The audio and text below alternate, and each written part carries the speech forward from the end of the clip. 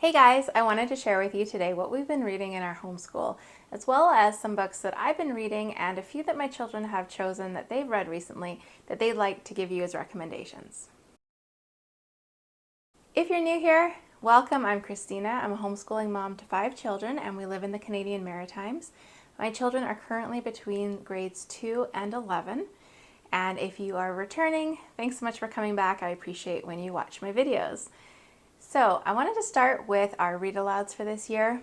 As I was pulling them out today, I was like, we've only done 4 read alouds and it's November. Usually we've done more than this, so I was kind of surprised. But I'll go through each of them with you. I have a few little notes here. So the first one we read was The White Stag. This is by Kate Sarity. And it says, for generations, the tribes of Huns and Magyars had moved relentlessly westward, obeying the voices of their pagan gods, which compelled them to follow the elusive white stag to their promised homeland. They swept Europe, all the while pursuing their vision of the stag. Their leader was called Attila, and the land Hungary. Here is the epic story of their tribal migration and their fierce leader, known to us even today.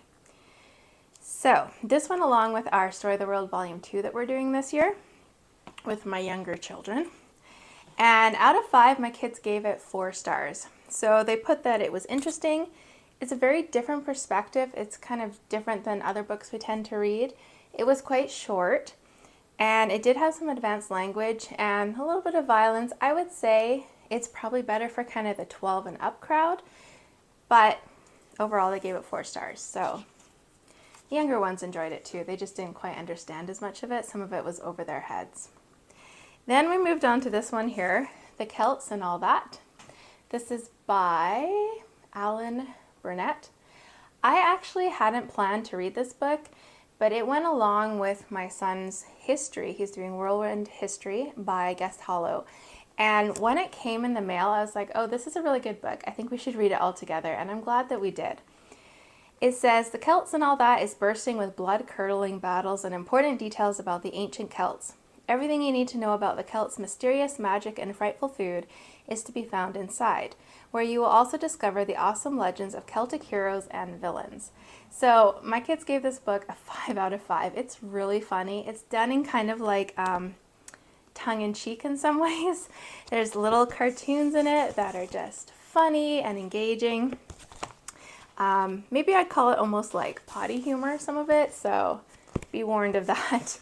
And the drawings were good. So again, it went along with our Story of the World, and it was a hit despite having, yes, some potty language in it. It was a good book.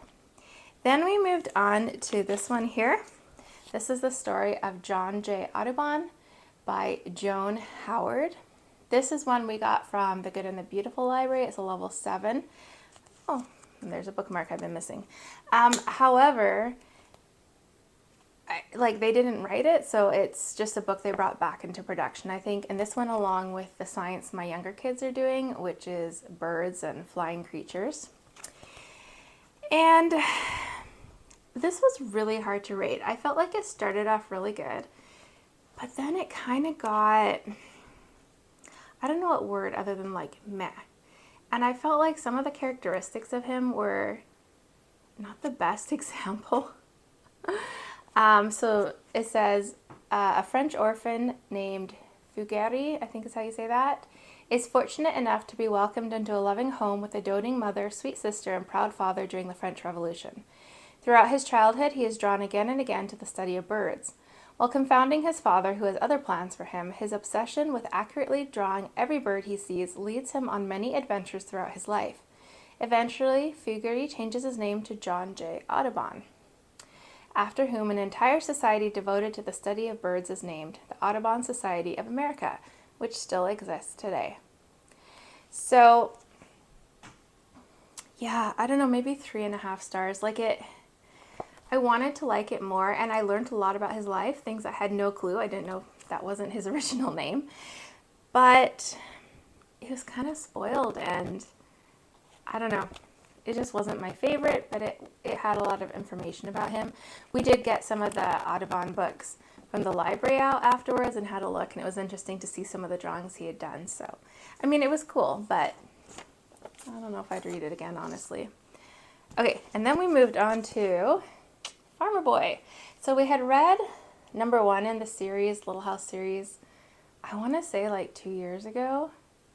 I don't even remember when, but we decided to continue with the series. I'm trying to change books up a little bit more this year, so I'm doing some school-related ones and then some more like fun or some kind of like classic books. And it is a bit of a challenge to find things that work for a 7-year-old and almost 16. But I felt like this was kind of a good mix to take a little break from. I gave this book a 4. Well, my kids gave it a 4.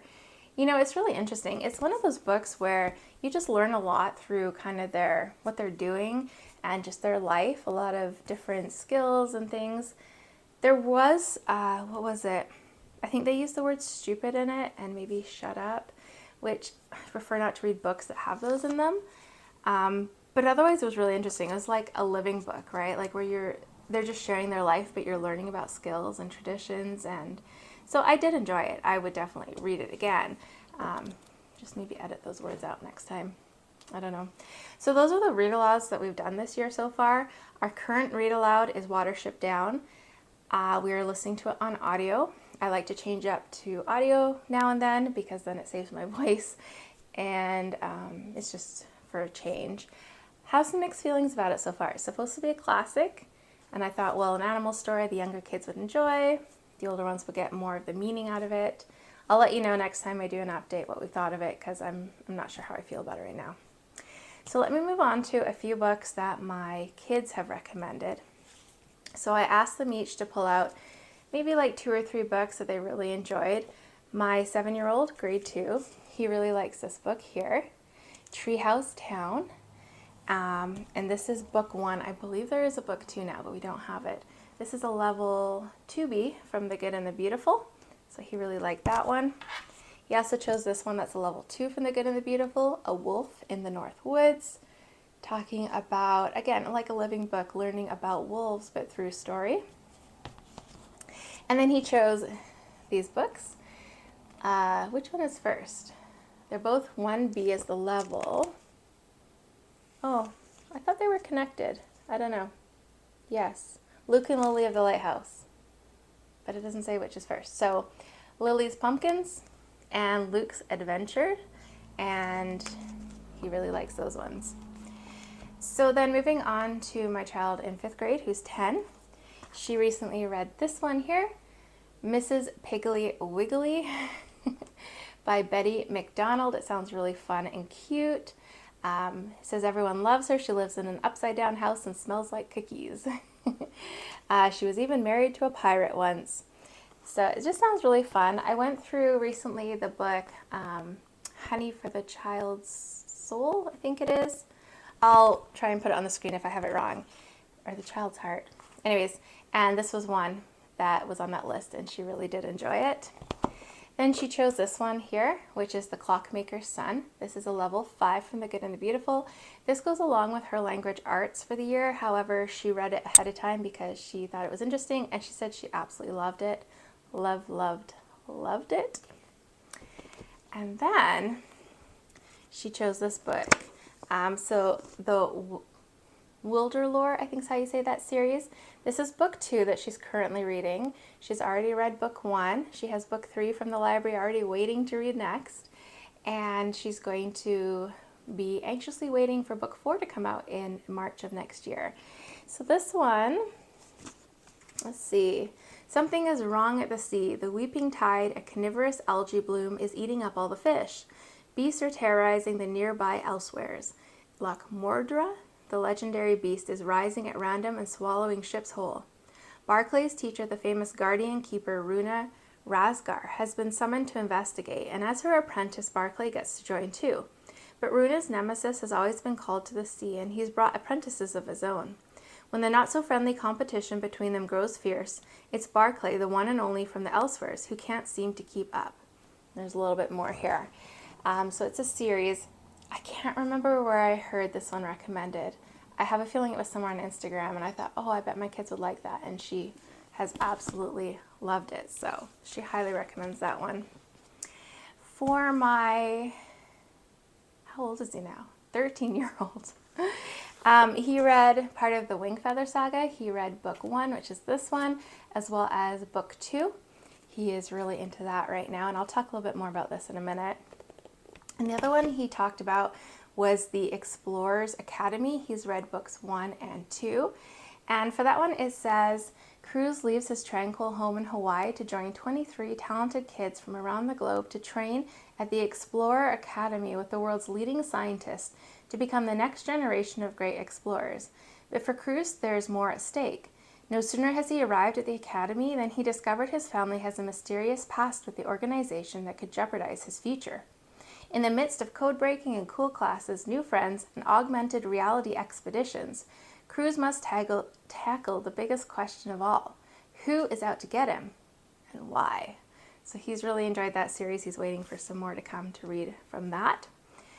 And then my 2 oldest, when I asked them, they said they pretty much have only read school books, plus a lot of manga lately, and so that's what they really enjoy. They like manga. I thought maybe I need to assign a few more classic books. Anyways, the one other read aloud we did over the summertime was the Penderwicks, the first book. Again, kind of mixed feelings about it. I didn't feel it was great. It was a little long to get through, but it was okay. And then I wanted to share what I have been reading or listening to. So going back to the Wingfeather saga, we had read this book or listened to it before. And so I went on and I have the audio versions of books 2, 3, and 4. And so I listened to the whole series. If you know the ending of that book, though, is that the end of the series? I don't know. And then I read The Secret Life of Trees. This is one that's been on my to-read book list for quite a while. And someone mentioned it to me again, maybe in September, and I was like, oh yeah. So I listened to it. Absolutely fascinating. So interesting. I highly recommend that one. It's in depth, so it's more for like older teenagers, adults, but it's really interesting. Next one was Nonviolent Communication, A Language of Life. I listened to this one, and again, just really interesting. It's something I'd like to listen to multiple times to get all the points from, but I feel it has a lot of value.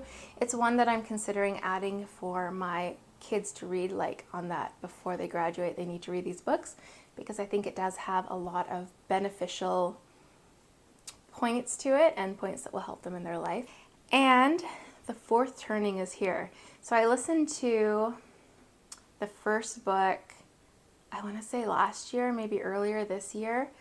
And then I went, and when this one came out, The Fourth Turning is here. The Fourth Turning is here. I went ahead and listened to that one, and it was really interesting. If you're into like history and cycles and human behavior, I highly recommend it. It is long. It does repeat some of the same stuff as the first book, and that book is really long as well. But again, if that's your interest, you may find it's worth listening to, because I liked it. And then I like a lot of like fiction books. I love the Murder, She Wrote books. So I've read and listened to a lot of those. I'm currently reading Life Code by Dr. Phil McGraw. It's taking me a little while to get through that, but that's the one I'm working on right now. So that's kind of a summary of the last 2.5-ish months of what we've read as a family for school and kind of what all the kids are reading. Let me know in those comments section down below if you've read any of these books and what you are currently reading, because I'm always looking for suggestions. And I hope that otherwise this has given you some new ideas and books to look into, and that you're having a great day. Take care.